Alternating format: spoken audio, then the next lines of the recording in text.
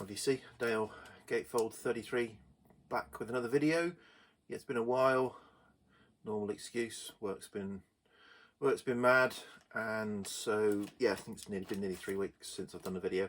So this is my monthly Lost in the Collection video, and yeah, I've got some comments last month that you liked, or some people liked, the change in format linked to the cull I'm going through of me showing pairs of records, making it a little bit more fun. So I'm going to do that again this month. So yes, I've got 20 records here that I've sort of listened to during the month, 10 of which I'm keeping, 10 of which I'm not keeping, and I'm going to hold them up in pairs, and each pair, one I'll be keeping, one I will be getting rid of, and I'll let you guess before I say which is which. Yeah, that's broadly it, I think. And as I said, these records have been listened to in terms of do they warrant staying in my collection. It's not an A-B comparison between the two records I'm showing. They have been listened to at completely different times in the month. Okay, but I've tried to kind of put them together in some sort of logical or completely illogical sequence. Okay, let's get on with it. Took me a minute or so to do it this time. Right, a couple of jazz records. So we've got Bill Evans, Waltz for Debbie, the Bill Evans Trio. This is a Japanese pressing from the kind of mid-70s, I think, on Riverside. And Duke Ellington Far East Suite. This is a sort of original, I think, yeah, an original mono UK. So, which is going, which is staying. So this is going, this is staying. Yeah, I'm pretty much, I haven't warmed, I can't really love Bill Evans, his style of piano. This I really enjoyed revisiting. It's got quite a lot going on. It's sort of big band, sort of, you know, big band material. But yeah, just really enjoyed this. This, as I said, I'm probably going to get rid of all my Bill Evans. Heathen. But yeah, I'm probably going to get rid of my Bill Evans. Well, all of my Bill Evans, all 3 of my Bill Evans albums. Maybe going. 2 of them are going, and 1 I've got to listen to again. Okay, that's the first pair. Okay, next pair is Father John Misty and Pure Comedy, and Lana Del Rey and Ultraviolence. So which is going and which is staying? So this one is staying and this one is going. Yeah, so I actually bought this sounds like an excuse, but I bought this, when did this come out? 2014, so 9 years ago. So my daughter was 15, and she said, "Oh, have you got any Lana Del Rey, Dad?" And I said no, but I had heard of her. The Born to Die, I think, song was around a few years before, and so she said, "Well, can you get me a download of it?" And I thought, no, I will buy a record of it, and burn you a CD from the download, or give you the download from a CD of it, because this came with the digital download. So I bought the record, played it, it was okay, and this I got from a record fair. But yeah, I've got the album before this that I do really like, which is called I Love You, Honey Bear. But this, yeah, it just seemed over long to me. It didn't really hit me as same as the first one. So this, but this, when I went back to it, yeah, I really enjoyed this. I like the I really like the album she did, Norman effing Rockwell. Played that in the car, and even my wife liked that, but I've not picked that up on vinyl. I'll maybe do it one day. But yeah, so yeah, surprised that I was keeping the Lana Del Rey. I surprised myself, I think. Okay, a couple more sort of jazz sort of.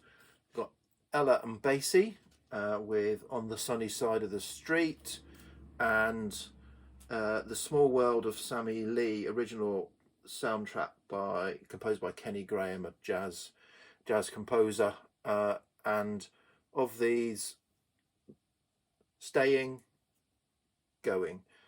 Yeah, I mean, this is obviously classic, but it's not something I particularly want to listen to. I'm not so yeah, so I've decided, it's not something I'm going to grab and listen to. It's something I've probably more got as a, oh, you should probably have some Ella Fitzgerald and Count Basie in your collection. Whereas this, well, this is actually kind of still a little bit on the, it's a good jazz soundtrack. So the reason I've kept it, and so I enjoyed it, is I have bought the Blu-ray of this film, The Small World of Sammy Lee, which I'm yet to watch. So I thought, well, I'll keep hold of the soundtrack at least until I've watched the film. If I like the film, I'll probably keep the soundtrack, if that makes any sense. Okay, some, yeah, not obvious bedfellows here, maybe. So we've got Japan and Gentlemen Wear Polaroid. No, Gentlemen Take Polaroids. How do you wear a Polaroid? And Stephen Wilson and his EP 4.5, which is a mini album. Yeah, so Going, Staying. Yeah, so I've been going through some of my Japan, small kind of selection of Japan albums. So I'm getting rid of this. I'm getting rid of the comp Exercising Ghosts. I'm getting rid of Oil on Canvas. I'm keeping oh my god, my brain's not working today. Hang on. Quiet Life, isn't it? Yeah, Quiet Life. I remembered. I'm keeping Quiet Life. I really enjoyed that, and I've yet to go back to Tin Drum, so that may or may not survive. So yeah, so although I really like Japan, David Sylvian, for some reason the albums haven't fallen in that I really like. This was pretty good. Probably again, it's on the cusp. I've maybe been a little bit too relaxed with my decisions this month. I don't know. Okay, again, not obvious bedfellows. So freewheeling Bob Dylan and Lindsay De Paul, Love Bomb. Yeah, not obvious bedfellows. Or and Staying, Going. Yeah, so I picked up a collection a couple of years ago, 2 or 3 years ago, that had 3 or 4 Lindsay De Paul albums in, and I got one of the Bob Stanley Pete Wiggs comps had a Lindsay De Paul song, Sugar Shuffle, or Sugar Shuffle as she sings it, really kind of mid-70s sort of ballads, love, and this album is more of the same. It's but I admire Lindsay De Paul in several ways. Now I admire Lindsay De Paul in, obviously she's no longer with us sadly, but she was an original singer-songwriter, solo performer in the early to mid 70s, probably when it was not the kind of norm, but didn't really take off. She was perhaps a little bit too safe and a little bit too easy listening a little bit in it, but she did write some, she wrote all her songs and was a great performer. So yeah, so I've actually, still got some Lindsay De Paul material to go through, but this just didn't quite make the cut. This has been on and off of the sell pile for several years.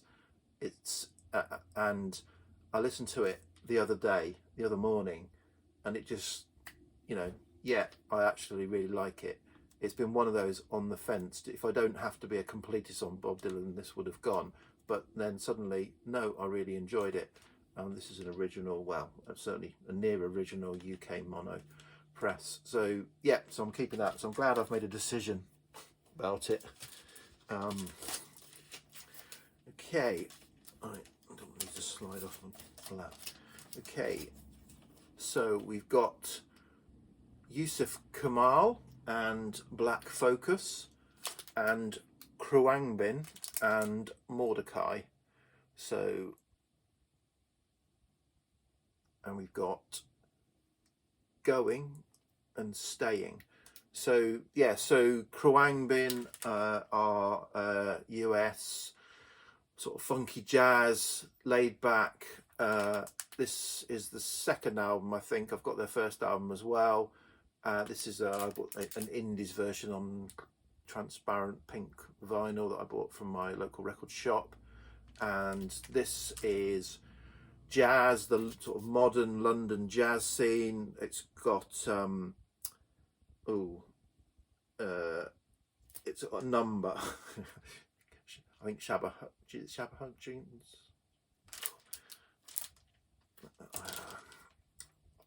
I will get it out.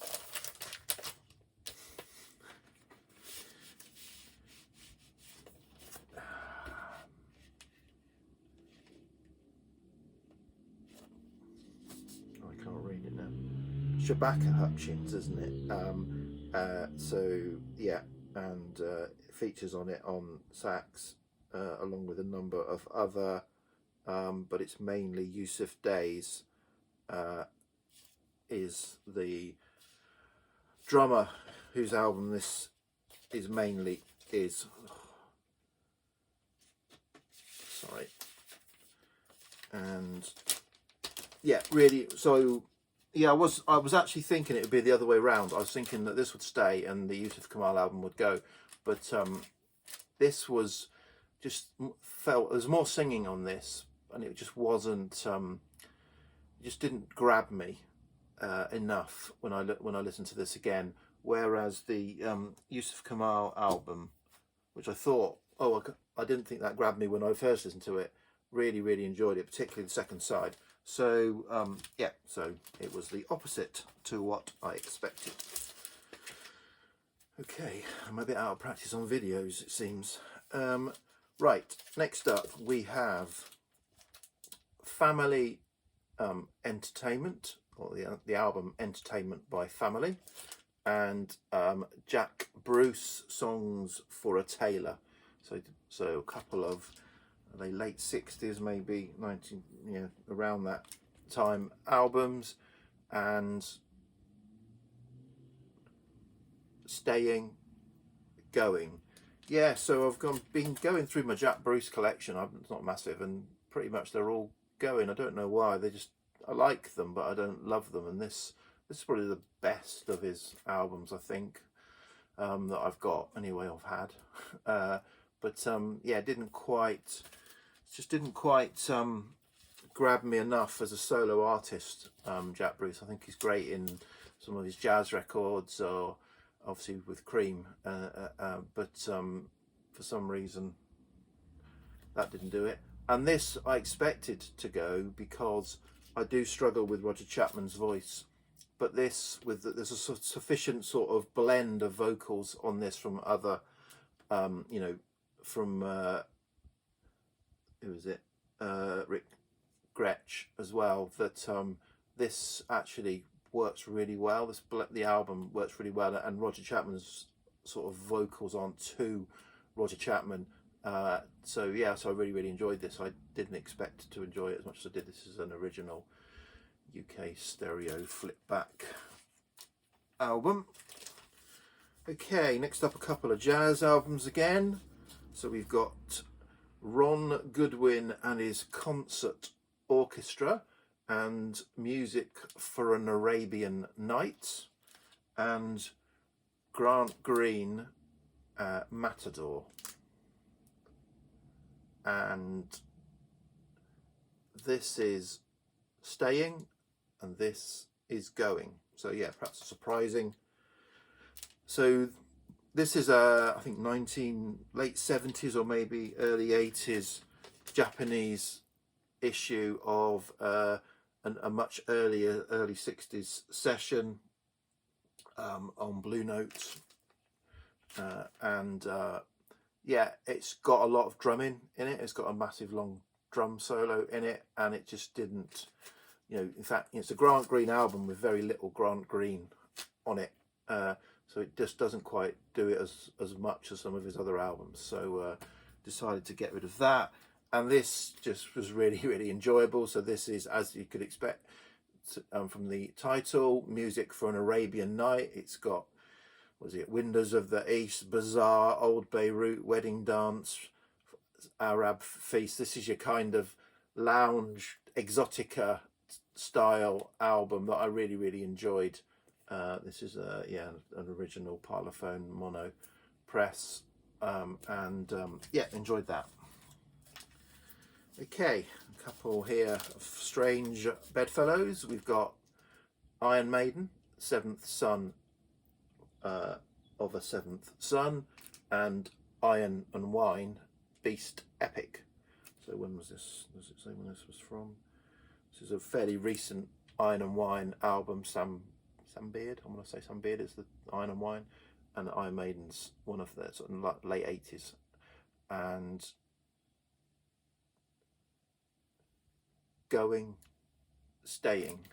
So yeah, and Trick. This is a bit of a trick, one of those trick ones like last month. I've got 2 copies of this, so yeah, I was kind of just comparing which one and kept the best one. So this is my second copy of Seventh Son for a Seventh Son of a Seventh Son.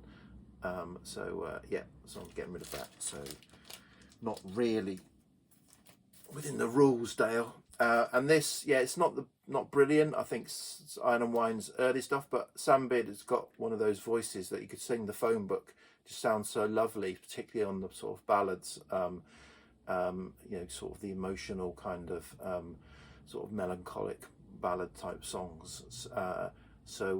Yeah, so although it's not his best album, or that they're his best album, Iron and Wine's best album, it's made the cut this time. Okay, and then finally we've got Mind Bomb by the and Music from a Monk's Kitchen by, I think it's by Music from a Monk's Kitchen, or by Monk's Kitchen anyway. Monk's Kitchen and Music from the Monk's Kitchen. So yeah, so Going, Staying. Yeah, so I've had 3 the albums: the debut, Soul Mining, Infected, and Time Bomb. And I really like the debut, but I've already got rid of Infected, and this is going as well. So yeah, this is an original press with the poster still in it, but yeah, just didn't hit the mark, didn't quite get over the line. It was good, enjoyable, but not quite. This again was one that I expected to get rid of. I can't remember, I don't know how I got this. It must have been some review I read that piqued my interest, and I bought this. When did it come out? 2013. And it's weird. It's weird. I don't know how to describe it. It's sort of a bit folky, a bit dark, a bit soundtracky. It's on the Wonderful Sound label, which I think is Stuart Copeland's label. I don't know quite who it is. They've not done anything since. They're still going though. But it was just really kind of just drew me in, and I really enjoyed it. I mean, it sounds like the cover, I suppose. And yeah, and hardly anyone's bought it, but it's not worth any money. Strange album this. So but I really enjoyed it, and it's staying. So there's 10 that are staying, 10 that are going, and that's my loss in the collection for March 2023.